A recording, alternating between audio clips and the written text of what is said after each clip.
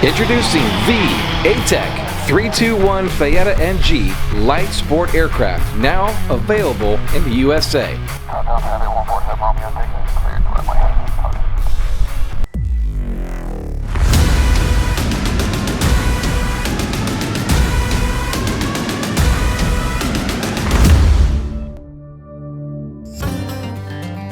Spring is finally here, and that means warmer temperatures, sunshine, and more flying. If you happen to be in the market for a low-wing SLSA, well, pay attention. You probably haven't seen this one yet. It's a sporty exotic that I personally just laid eyes on for the very first time, and I must say, I'm impressed. So I traveled out here to Tylertown, Mississippi today, and I thought I was going to do just kind of like what you haven't seen in light sport and 3 different models, but there's enough information here. I think we have to do 3 separate episodes. So let me introduce you to one of the partners in RT Aviation right now. Yeah, Todd Livingston. We're from Tylertown, Mississippi, located T-36 Paul Pittman Memorial Airport. Kind of a little country town out in the middle of nowhere, but you know, it gives us a place to really show off our aircraft, demo them without a lot of traffic around, and really give the customer a chance to see what the aircraft can do. So as I mentioned, there's lots to talk about here, and they decided to import 2 different companies, 3 different aircraft. So name those companies real quick and the aircraft that are behind us. Yeah, so here we have the Atec 321 Faeta NG, which is the crosstail version. Atec used to import a T-tail.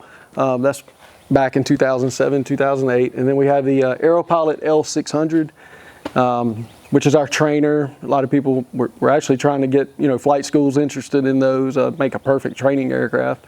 We got 2 CFIs now that use them personally, and they love them for training. And then, I mean, you want to talk about the Little Bird?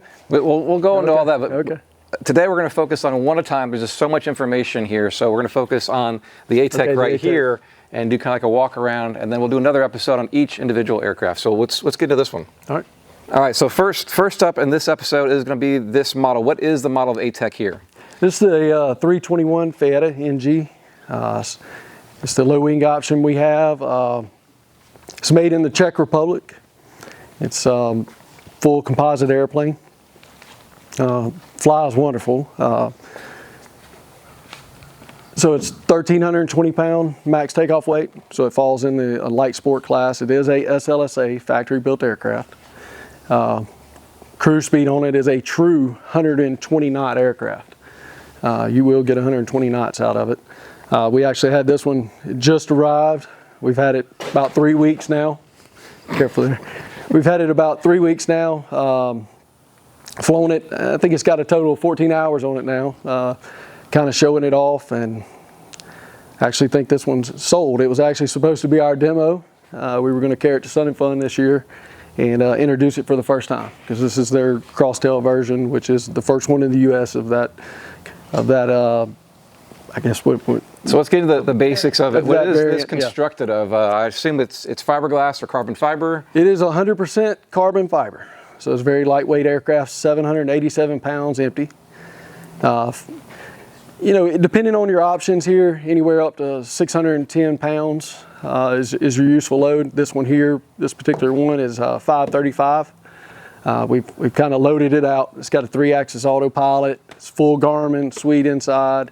It's got handbrakes, the Behringer handbrakes. We did upgrade to Behringer, which we're a big fan of. Sweet flying airplane. It's definitely a beauty to fly. It's very agile. It's got great slow flight characteristics, and if you want to open her up and go fast, she'll give you that too. And so one of the unique features I'm seeing right away is this tilt back canopy. Most are either tilt to the side or as a rolling or slider. So how do you, I guess, how do you operate this? Well, it's very easy to open and close. So it just comes straight down. It's got a little lip here for you to put your hand under. It's real lightweight. I mean, open it up to get in. And I assume once you get in, there's a couple safety latches to make sure that it won't jettison in flight. There are. You want me to get in and show you? Yeah, absolutely, absolutely. All right, so it's a front entry. Okay. That's a little different. Most aircraft you come in from behind. It's got a handle here. So my way of doing it is put my left foot up, hop up in the aircraft. They got built-in handles here to let yourself down. I usually use the one on the left and the backrest here. But it does have latches here.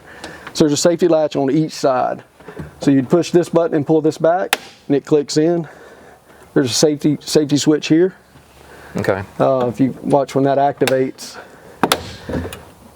So you can see this here, we'll push it down. That is your safety feature. Here it clicked. Yep.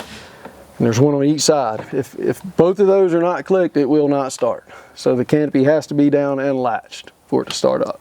Nice. But you know, stall speeds 30 knots.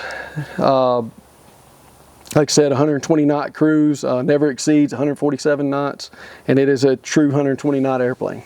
So going back to the cockpit here, you said handbrake, so that's kind of unique. Most have like differential, but this is all one lever, single action braking. That's correct. That puts everything at your fingertips. You got both trim up and down, left and right at your fingertip. Autopilot disconnect. This one actually has a yaw dampener, so your yaw dampener disconnect here. Throttle's right at your fingertips. Flaps also right here beside the throttle. So 3-notch flaps. And then power here. Rescue systems right in front of you. So let me go around to see the cockpit a little bit better. Is this going to be kind of the typical layout for being this is SLSA? They kind of lock in a design, correct? Or is there some options that you can change up as far as this instrument panel is concerned? This is a standard. What we like to bring in is the Garmin. We like the Garmin, but Dynon is an option. We have the Aero 760 in the center here. That is actually an option we put in. We're looking at doing an IFR version.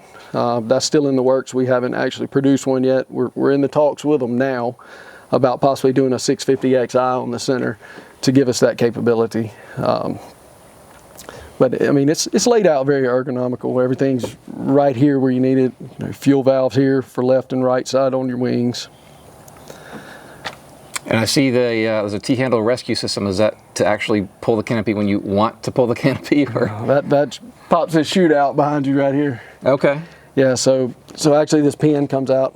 Obviously, I'm not going to do. Don't pull that. Yeah, we don't want to do that. Well, if you do, let me make sure I have it on camera first. Okay. So yeah, that would be your rescue system here. The parachute's actually located. I don't know if you can get a shot of that, but it's right behind the luggage there. Right there in that little box. Okay. So it has heating control similar to an automotive would. It does, exactly. It's just to get full heat, and obviously the less you want, you come back over here. It's actually got heated seats. Going back to that, is that through is it coolant or is it exhaust heat? It's exhaust heat. Okay. Yeah. I know there's an option for both on some aircraft these days. And then this is left and right side heated seats, and they will run you out of it.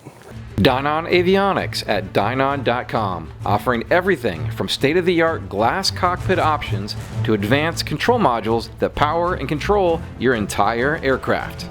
Gratia Aero Group at GratiaAero.com, proudly representing these best-in-class brands for experimental general aviation.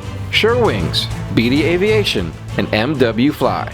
KFA, Kitplanes for Africa, engineered for adventure and built for the bush is their motto, offering several STOL-kit aircraft options like the Expedition, Safari, Bush Baby, and Explorer. Find them online at kitplanesforafrica.co.za. Visit us online at experimentalaircraftchannel.com for all things DIY aviation. And consider supporting us on our Patreon page to help us bring you more original aviation content. So obviously this one is pretty well loaded to showcase because it was going to be your demo with this leather, which smells amazing, by the way. Smells brand new. But this will be the top of the line as you see this fitted out right here, correct? But you can order more of a basic. And what does that kind of look like as far as the interior goes? The basic would be vinyl leather. This is actually what they call Alcantara leather, which is a very, very high-end leather that we picked out specifically to just show. It's very soft. If you feel of it, it feels almost like velvet. And we had it custom laid out in this pattern with a 3-color trim. I like the layout. The center console with all the buttons and switches there is nice, and then the stack here, you got it completely loaded up. There's very little space to put anything else in there. Yeah, there's not much room left. We utilize most all the space. And we like this layout. I mean, it may be a little overkill for some, but you know, I mean, it gives you about every option you could have in the aircraft. Yeah. Then you got, obviously, it's got a built-in cell phone charger in here. You know, if somebody wanted to use that. This company goes into a lot of detail to make a quality product. I mean, it's a very, very well-built aircraft. And what are you allowed? What do you got for the baggage compartment as far as weight back there? You got enough to put a couple overnight bags?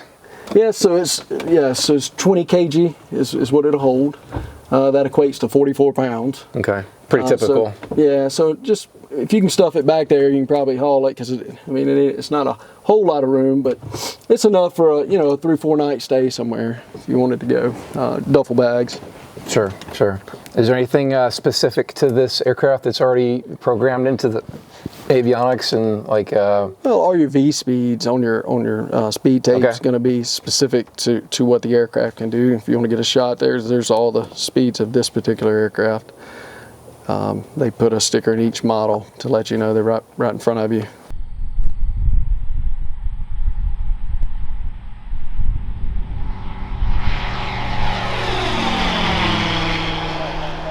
So being this is imported, where is this imported from? The Czech Republic. Where many light sport aircraft come from these days. So a lot of them. What does it look like when it comes to you? What do you have to do to prepare it for flights and have it airworthy in the United States or wherever your dealership range is?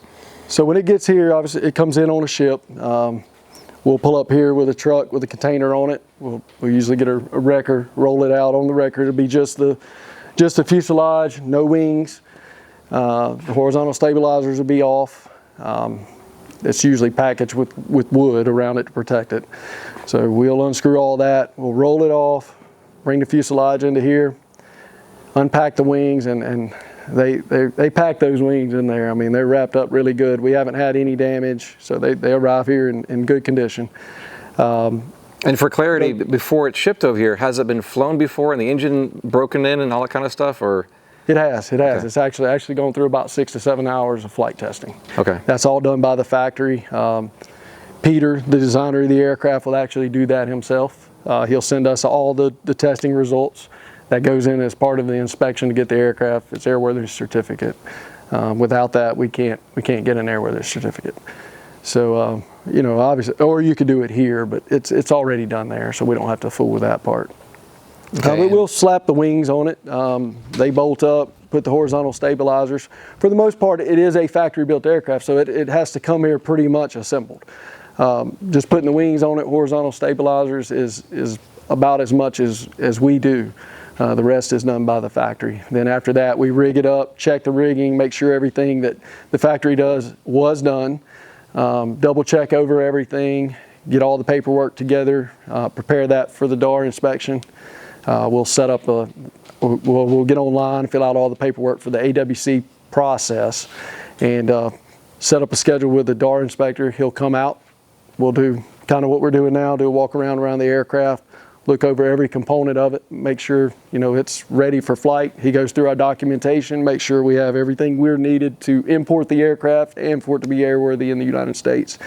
And if it meets all of those standards, then we'll be issued an airworthiness certificate, and at that point it'll go to the market. So connecting the wings and the control surfaces and so forth, is this cable or is it all push rod or a mix of both? Yeah, it's all push rod and turnbuckles. It's a pretty simple system, but a very, I guess you would say, rugged system the way it's laid out.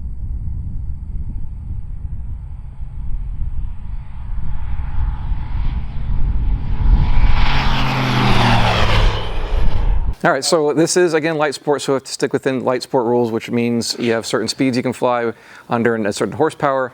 You mentioned this one is the IS, the typical is probably the UL, but they pretty much stick with the 100 horsepower model with this aircraft? That's correct. I mean, nowadays, most SLSAs coming in do have the IS in them. I mean, everybody's pretty much swapped over to the 912 IS. It's just a more efficient engine, and that's what we're importing. So far 99% of what we're bringing in is the IS. That's all we have questions about. Okay. Is not. And with that, you are sipping a little bit less fuel. What is the capacity for fuel and endurance in flight?